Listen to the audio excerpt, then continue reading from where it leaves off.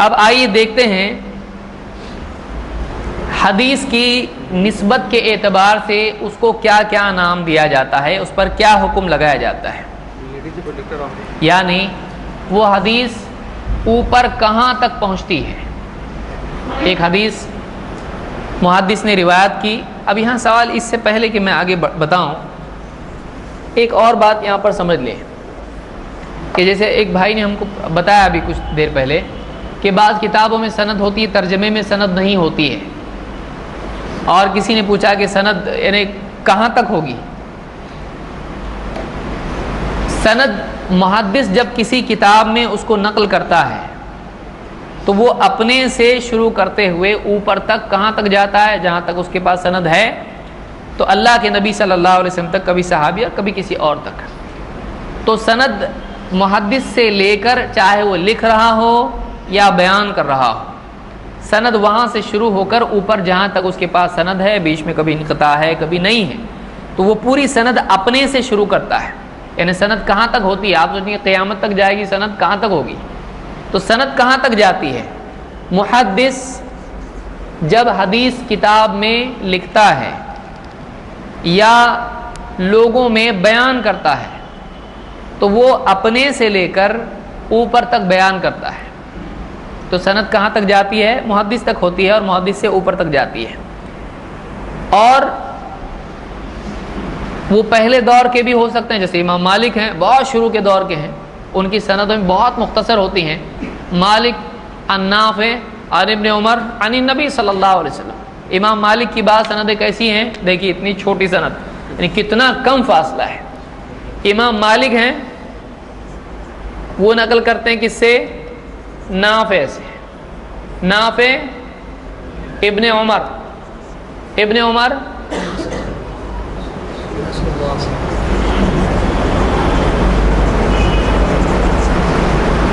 مالک عن نافع عن ابن عمر عن نبی صلی اللہ علیہ وسلم۔ تو بیچ میں اللہ کے نبی صلی اللہ علیہ وسلم کے اور امام مالک کے کتنے راوی ہیں؟ بس 2 راوی ہیں، وہ بھی ان میں سے ایک کون؟ صحابی، اور ایک تابعی۔ تو امام مالک کی کتاب بہت اہمیت کی حامل ہے، اسی لیے علماء نے کہا کہ موطا جو امام مالک کی کتاب ہے، اکثر صحیحین میں جو روایتیں ہیں وہ موطا میں مل جاتی ہیں، یعنی وہ اصل ہے ان کے لیے، اگرچہ اور بھی روایتیں موطا میں جو صحیحین میں نہیں ہیں، لیکن اس کتاب کی اہمیت کو علماء نے تسلیم کیا ہے کہ یہ وہ پہلی کتاب ہے جو تبویب کے ساتھ لکھی گئی ہے۔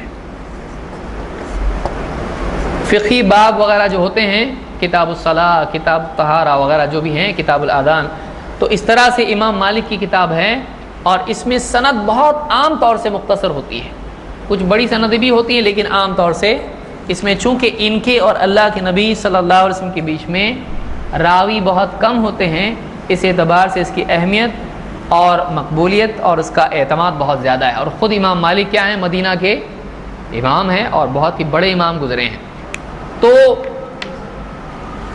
نسبت کس کی کس تک جاتی ہے؟ پہلے تو ہم یہ دیکھیں گے کہ نسبت کے تعلق سے،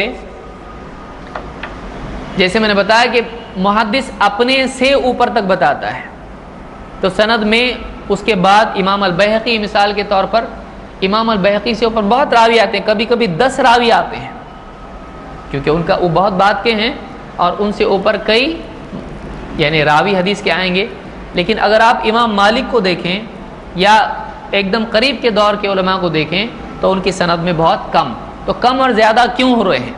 اس کی وجہ کیا ہے کہ ان تک وہ ان کا دور بعد کا ہے، اور دوسرا یہ کہ وہ حدیث بہت گھوم کے ان کے پاس آئی۔ کبھی ایسا ہوتا ہے کہ ایک حدیث میں محدث ہوتا ہے، اس کے اوپر راویوں کا سلسلہ ہوتا ہے، اور پھر تابعی، پھر تابعی، پھر تابعی، ایسا بھی ہو سکتا ہے، ایسا ہوتا ہے۔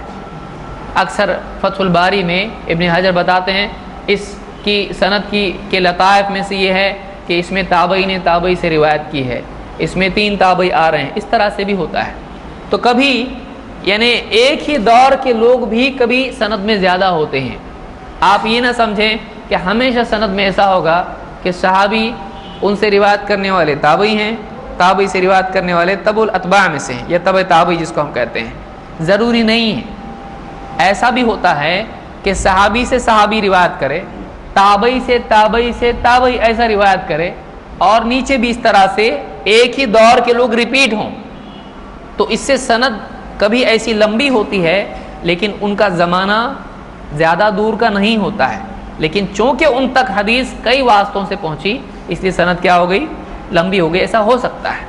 تو بہرحال یہ سند کے معاملات میں سے ہیں۔